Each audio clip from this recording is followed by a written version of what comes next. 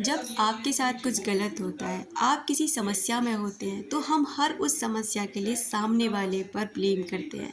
यानी कि हम अपने आप को प्रॉपर वहाँ से क्लियर निकाल लेते हैं कि हमारी इसमें कोई भी गलती नहीं होती और हम सारा का सारा ब्लेम डालते हैं सामने वाले पर कि सामने वाले ने मुझे बुरा भला कहा, सामने वाले ने मेरे से चीट किया, सामने वाले ने मेरे साथ ऐसा कुछ किया।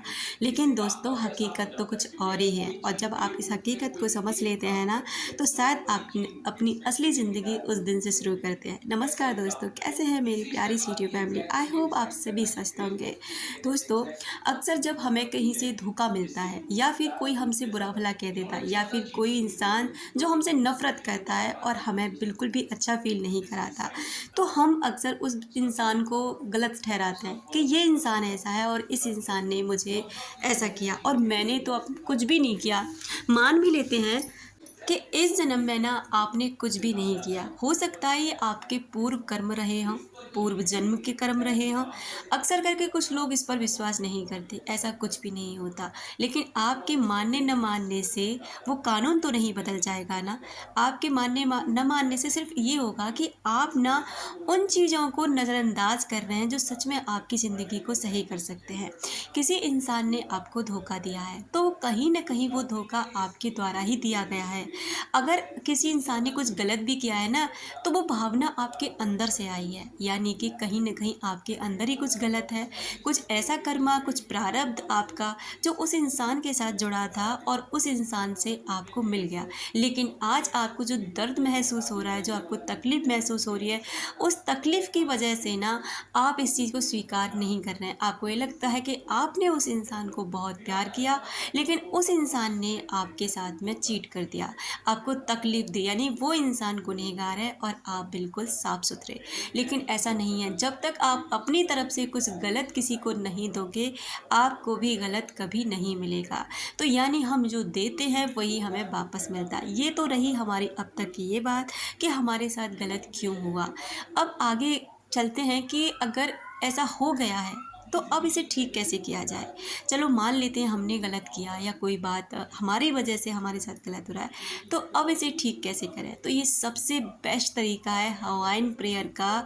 जो होअपोनोपोनो प्रेयर है, वो इतनी पावरफुल है कि आपके अंदर की रिग्रेशन को, आपके पास्ट कर्मा को, आपके साथ किए हुए किसी के साथ, आपने किसी के साथ गलत किया या किसी ने आपके साथ गलत किया है, जिसकी वजह से आप अच्छा फ़ील नहीं कर पा रहे हैं, उन हर चीज़ से आपको ये प्रार्थना निकलती है। क्योंकि इस प्रार्थना के जो 4 शब्द हैं ना, ये बहुत ही ज़्यादा मैजिकल है। अगर हम इन शब्दों को बहुत ही ज़्यादा इंटेंशन के साथ, प्योर इंटेंशन के साथ में और इसको श्रद्धा के साथ में पूरे के पूरे आस्था रख कर के हम इन शब्दों को यूज़ करते हैं, इस प्रार्थना को करते हैं, दिल से करते हैं, तो यकीनन ये प्रार्थना आपके जीवन को बदलती है। आपके जीवन में आई हुई हर समस्या का समाधान करती है। ये इतनी ज़्यादा पावरफुल है।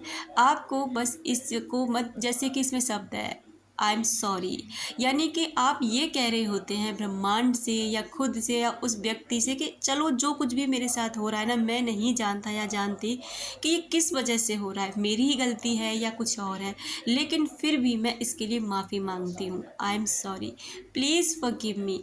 तो मुझे इसके लिए माफ़ कर दिया जाए, मुझे इस दर्द से निकाला जाए जो मैं इस तकलीफ़ में हूँ, जिस भी समस्या का मैं अभाव महसूस, मतलब जिस भी चीज़ का ना मैं अभाव अपने जीवन में महसूस कर रही हूँ, मेरी तरफ प्यार अट्रैक्ट नहीं हो रहा है, कोई इंसान मेरी लाइफ में आता है और चला जाता है और मुझे चीट मिलता है हर जगह से, या कोई भी इंसान मुझसे प्यार नहीं करता, या कुछ भी ऐसी समस्या, या आपके पास पैसों का अभाव है, पैसे के लिए आप बहुत ज़्यादा मेहनत करते हैं लेकिन आपके पास नहीं आते, तो ये कहीं ना कहीं आपकी लाइफ के कुछ ब्लॉकेज होते हैं और ये ब्लॉकेज ही आपके जीवन में उन चीज़ों को आपकी तरफ आकर्षित नहीं होने देते। तो बस जब आप ये बोलते हैं ना I am sorry, please forgive me, और फिर जब थैंक यू बोलते हैं कि थैंक यू गॉड या thank you universe, thank you my self, या थैंक यू उस व्यक्ति को जिस व्यक्ति के लिए आप ये कर रहे हैं, तो कहीं न कहीं उसके लिए आभार प्रकट कर रहे हैं कि आपका बहुत धन्यवाद कि आपने मुझे माफ़ कर दिया और आई लव यू। यानी कि मेरी तरफ से ना आपके लिए ढेर सारा प्यार है। मेरी तरफ से आपके लिए कोई नफ़रत नहीं है, कोई भी किसी भी तरीके का मुझे आपसे बदला नहीं लेना। आपने जो कुछ किया है वो मेरे ही कर्म मुझे लौट कर मिले हैं। तो जब आप इस तरह से माइंडसेट कर लेते हैं, आपके कॉन्शियस माइंड आपसे आर्ग्यूमेंट्स करता है, लेकिन सबकॉन्शियस माइंड में वो सब भरा पड़ा होता है बचपन से अब तक का, पूर्व जन्म का भी उसमें भरा पड़ा होता है और वही सारे धीरे धीरे फीलिंग्स बाहर निकलती रहती है। और यही कारण है दोस्तों कि हम अपने जीवन में ना खुशी नहीं मना पाते हैं, कहीं ना कहीं एक हिस्सा हमें परेशान करता रहता है। तो यही सारी चीज़ों से आपको ये प्रार्थना निकालती है। जब आप इसको प्योर इंटेंशन के साथ करेंगे ना, तो यकीनन ये प्रार्थना आपके जीवन में चमत्कार ला देगी। यकीनन ये प्रार्थना आपके जीवन को बदल कर रख देगी, क्योंकि ये प्रार्थना है ही खुद में चमत्कारिक। आप जानते ही हैं हवाइन प्रेयर का मतलब ही है कि ये इस तरह से मैजिकल तरीके से काम करती है कि अपने किसी के पास नहीं जाना, किसी के साथ बैठकर नहीं बोलना, बस अपना इंटेंशन सेट करना है कि ये प्रार्थना आप क्यों कर रहे हैं। किसी व्यक्ति के लिए कर रहे हैं, अपने लिए कर रहे हैं, गॉड के लिए कर रहे हैं, किसी परिस्थिति के लिए कर रहे हैं, इंटेंशन सेट करके। और आप इस प्रार्थना को 108 बार इन शब्दों को मतलब बोलें, और बहुत शांति के साथ, जहाँ पर आपको कोई परेशान ना करे, डिस्टर्ब ना करे।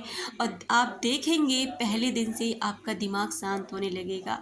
आपके अंदर जो बोझ था ना, जिस वजह से आप परेशान ओवर थिंकिंग कर रहे थे ना, वो चीज़ एक दिन में ही कम हो जाएगी। और अगले दिन धीरे धीरे देखेंगे आप कि आपका माइंड सेट ही चेंज हो गया। अब वो परिस्थिति आपको इतनी बड़ी नहीं लग रही है, और वो और तो और वो परिस्थिति आपके प्रति बदलने भी लगी है।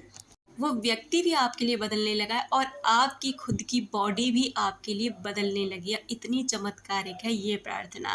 तो आई होप आप समझ गए होंगे कि इसे कैसे करना है और ये क्यों इम्पोर्टेंट है। और अपना रखें ख्याल, अपनों का रखें ख्याल, जिसे आप अट्रैक्ट कर सकें ढेर सारा प्यार और ढेर सारी खुशियाँ। मिलते हैं नेक्स्ट वीडियो में।